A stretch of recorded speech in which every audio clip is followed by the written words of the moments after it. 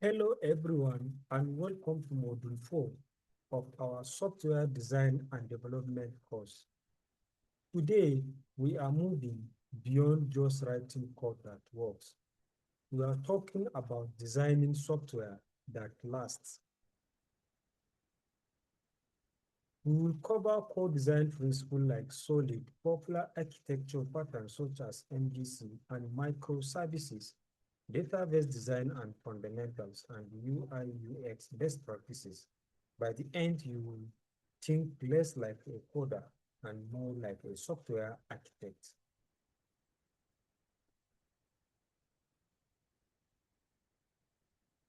Here is our roadmap. We will start with why software design matters. Then we will explore solid, dry, kiss, and Yagi principles that keep code maintainable. We will compare architecture patterns like layered, MVC, and microservices. Next, database design for scalable apps. Then UI/UX essentials like wireframing and user testing. Finally, we will apply everything to a mini project, designing an invoice module. In Module 3, you learn to write functional code, but professional systems like accounting software or an LMS can't just work without good design. You get spaghetti code, hard to fix, harder to extend, and expensive to maintain. Software design is the blueprint phase. It answers how will components communicate, how will the system grow, and how will users interact with it. Mastering design turns you from a coder into an architect.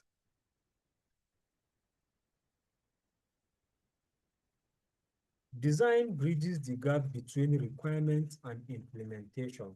It has four parts: structural, which explain how components decompose and interact; behavioral, how the system responds to events; data, how information is stored and accessed; and finally, interface, how users and other systems connect. A solid design answers how do we avoid tight dependencies? How do we handle future changes? How is data protected without this? Even great programmers build fragile systems.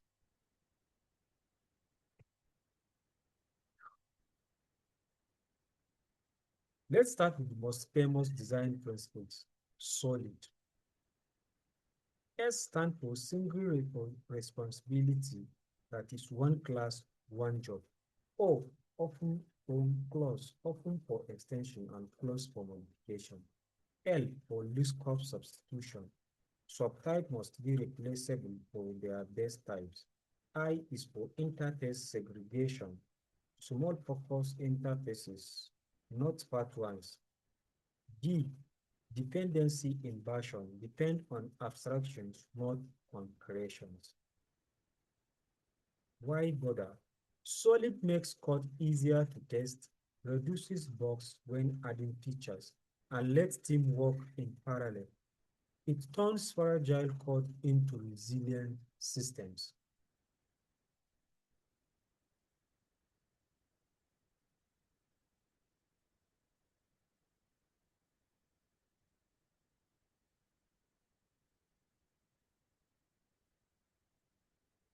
Three more simple but powerful rules are: drive, don't repeat yourself; extract common logic into reusable functions; then keys, if it's simple, prefer straightforward solution over clever complexity; and yardly, you aren't gonna need it. Don't implement features until they are actually required. Together with Solid, these principles keep your code base lean, readable, and maintainable.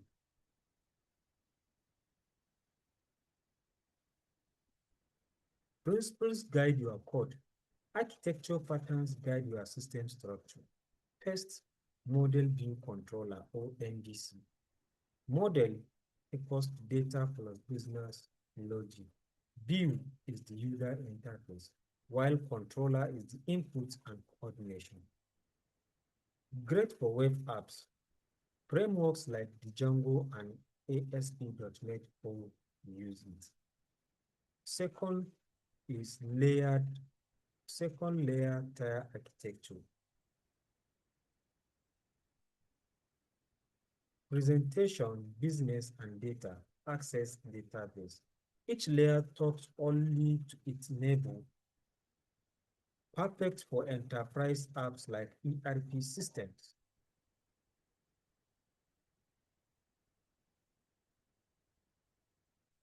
Now, microservices. Break your app into small, independent services. Each has its own database and API. They talk over HTTP or messaging. Advantages of the microservices. Independent scaling, tech diversity, fault isolation, and team autonomy. It has some challenges that include distributed data complexity, operational overhead, eventual consistency. Use this for large-scale systems like Amazon or modern modular ERPs. For simple apps, don't over-engineer. A layered or MVC approach is better. A great backend needs a solid database. Key steps: identify entities and attributes, each customer invoice. Define relationships, i.e., one to many, many to many. Normalize to three normal forms to eliminate redundancy. Add indexes on frequent queries and choose SQL for strong transactions or no SQL for flexible documents. Example, invoice table linked to customer via foreign key and invoice items linked to invoices. This prevents duplication and speeds up reporting. Design isn't just back-end. UI UX makes more breaks user adoption. UI, buttons, layout, topography. UX, the entire journey, usability, and satisfaction.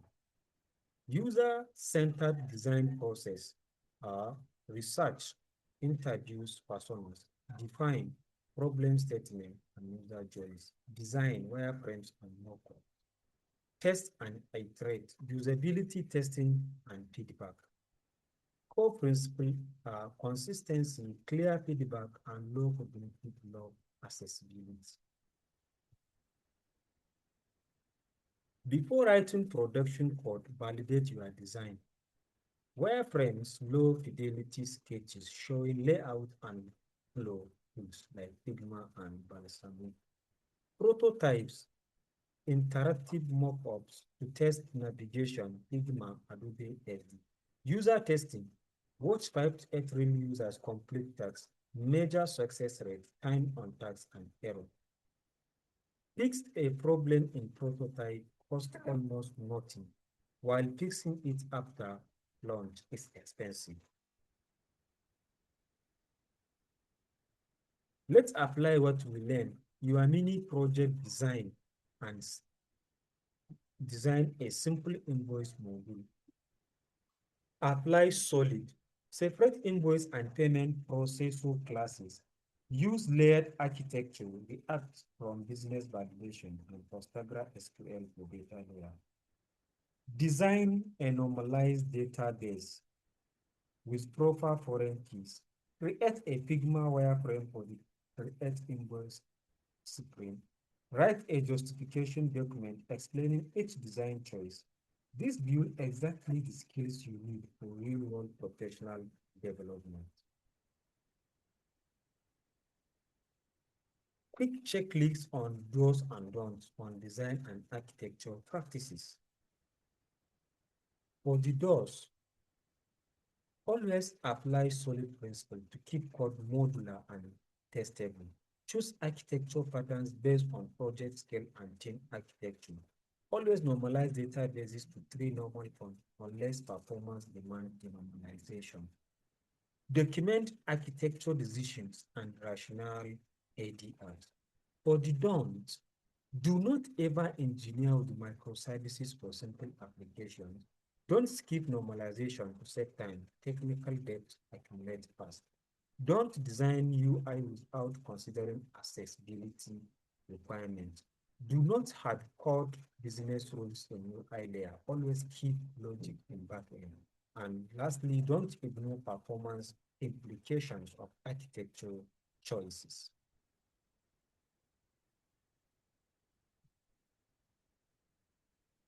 Habits that scale with your career as best practices for professional software design are design code, design before code, document decisions, balance response, think in layers, and plan for change.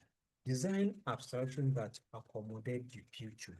Always validate with you that no design is complete without real testing.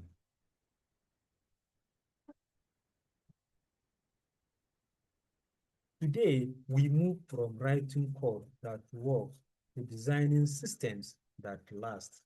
We have covered solid, dry, keys, YAGLI, MVC, layered, and microservices patterns, database normalization, and user-centered UI and UX.